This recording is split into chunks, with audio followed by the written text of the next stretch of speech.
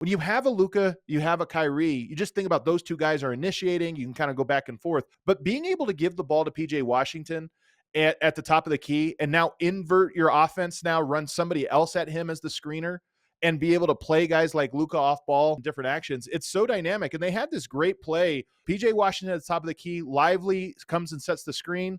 He attacks to the basket. Now you're putting two bigs. You're putting pressure on the rim for that lob pass and that roll. So it sucks the defense in.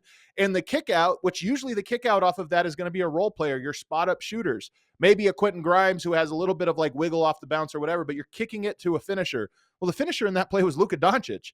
So I think the Mavs are a sleeping giant. I think all of the metrics are pointing to a team that is actually better than the record and a team offensively that is becoming unguardable. And that's really the key. When you talk about what the Oklahoma City Thunder were able to do to stifle them, well, how do you become like playoff proof? I think PJ Washington is the key to that. So because we already know how good the Mavs are, my eyes for the rest of the year are going to be on PJ Washington and what the Mavs are able to build around an offense that puts him at the fulcrum every now and then. I'm curious to watch how that develops. I think it's going to develop very nicely.